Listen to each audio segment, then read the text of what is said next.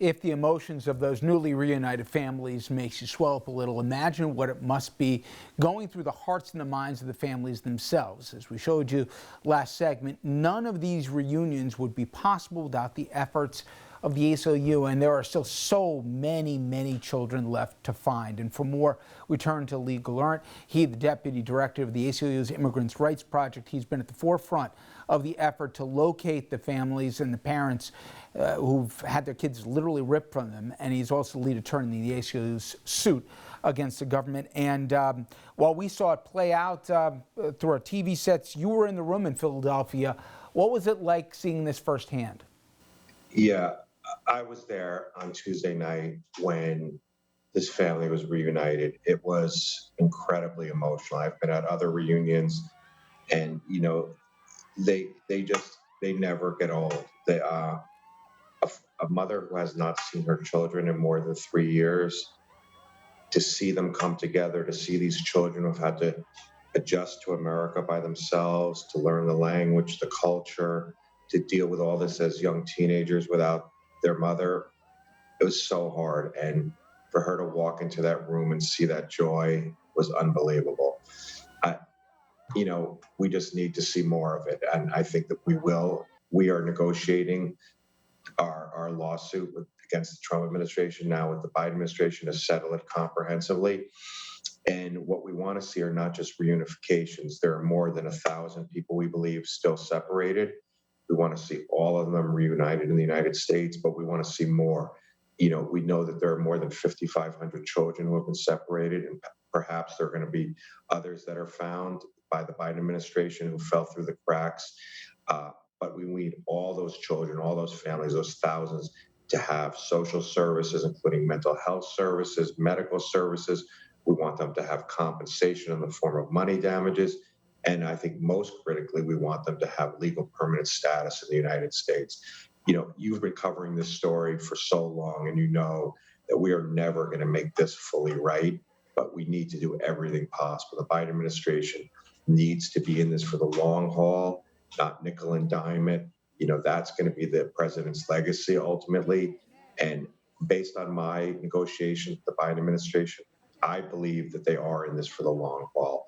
And until I see otherwise, I am going to give them the benefit of the doubt because they have been working in good faith. Could they have got some of these families reunited quicker? Undoubtedly, but ultimately they need to scale up a program that's going to be workable for more than 1,000, 5,000 children, in fact. And, we need to just look forward now, not backward. And so that hopefully this is the beginning of many families having that same kind of joy that you just saw. Lee, is the problem that we still don't know where so many are, or have they been identified and located? It's now just a point of bringing them together. Yeah, that's a great question, Richard. I think it's twofold. One is that we still don't know where the parents of 450 children are, and the children and the parents. And so that's one part. We need to find those remaining 400 plus. And we believe we will. Now, as COVID recedes and people are vaccinated, it'll be easier to search on the ground. But we also believe that families will now come forward who may not otherwise have wanted to come forward because they're now hearing that there's a president of the United States who wants to help them rather than the prior president who wanted to do them harm. So that's one part. The second part is you're absolutely right. We have been in touch with hundreds and hundreds of other families who we have found years ago but still remain separated. And the reason is because the Trump administration gave them only two incredibly brutal choices. One was never see your child again, or bring your child back to the very danger from which they fled. And a lot of parents decided, as horrible as it would be never to see my child again, I can't in good conscience bring them back to that kind of danger. So they've remained separated for years despite us talking to them and knowing where they are. Now we hope the Biden administration will quickly bring all those families back. And as we find the other 400 on a rolling basis, we will get them back.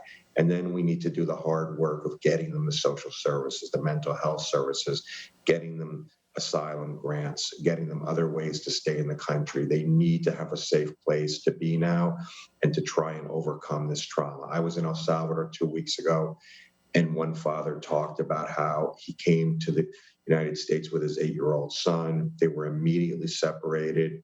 The boy, 8 years old, just said to his father, "Why are they taking me?" And the father shrugged and said, "I don't know." He was only able to get in a quick hug. He never saw his child again the entire few months he was in the United States. He ultimately was deported to El Salvador. They got the child back to El Salvador. He broke down crying, telling me that the first thing his child said to him when he got off the plane in El Salvador was, "Papa, why did you let this happen to me?" And that's, that's understandable because these children were too young to recognize that their parents couldn't stop what was happening. But it has racked these parents with guilt. The children are traumatized. They feel vulnerable. So we have a lot of work to do to help these families if they're going to ever lead healthy and productive lives. It bears repeating. The original sin was obviously an intentional ripping of the families apart by the previous administration. But to me, equally as bad was it literally took you guys taking them to court to have them acknowledge that they did it. They never bothered to keep track of the separated families, and they had no intention whatsoever, even after being confronted, to help to bring them back together. So with that as a backdrop, how much is the current administration helping to locate the families, or is it still falling to you, the folks at the ACLU and the other attended groups that are trying to make these reunifications happen? Yeah, that's a very good question. So the Biden administration is doing a couple of things. They're going back over all their records to see whether there are phone numbers or contact information they can find for us. I think they are also going to help fund some of our efforts. Ultimately, at this point, we're going to have to be the contact with these families. We're not going to have the government be the initial contact and do that. But if the administration can help us with resources, I think they will do that. And the main thing that they need to do is, once we find them, swiftly allow them back in the United States. That's what the Trump administration didn't do. The Trump administration fought us every step of the way. The Biden administration is doing whatever they can. An enormous amount will still fall on the NGOs to find the families and make the initial contact, but we are getting help from the Biden administration. We will continue to do that process of finding. We just need the Biden administration to step in once we find the families, to do everything else, from letting them into the country, helping with the logistics of that, allowing them to work here, get them resources, and allow them to ultimately stay. That's what the United States government can do. That's what the Trump administration did not do. That's what we are hopeful the Biden administration will do. Finally, Lee, it's great these 4 families have been reunited, but you've gone through the math. We're talking hundreds, if not thousands, that still have to be made whole. Do you believe we're going to see a wave of these families finally brought together sooner than later? Or are we going to still be talking about this a year from now? Yeah. I think what we will see is about 36 families come in over the next 30 days to 45 days. I feel confident about that. After that, I think it's going to depend a lot on whether we can get the process set up and scalable. But I do think there will be a steady stream of families coming in. Do I think you and I will be talking about this a year from now? At a minimum, we'll be talking about, I think, the trauma that the families are still suffering. I am hoping a year from now we are still not looking for families. I feel confident we won't be. But on the other hand, when we brought this lawsuit in the beginning of 2018, I did not think in 2021 I would be in El Salvador still looking for families. We're still talking about getting these families hope. So I'm optimistic, but, no promises, of course. Lee, I'm glad we're making some progress here. Keep up the good work, and I always appreciate the time. Thank you so much. Thank you for continuing to shine a light on this. We really appreciate it. Absolutely. All right, folks, when we come back, the Capitol riot, 4 months later, we'll explore why all this time later, still so much we don't know about what happened and why. Also, new call for help from a man who put himself between the insurrection and the Capitol.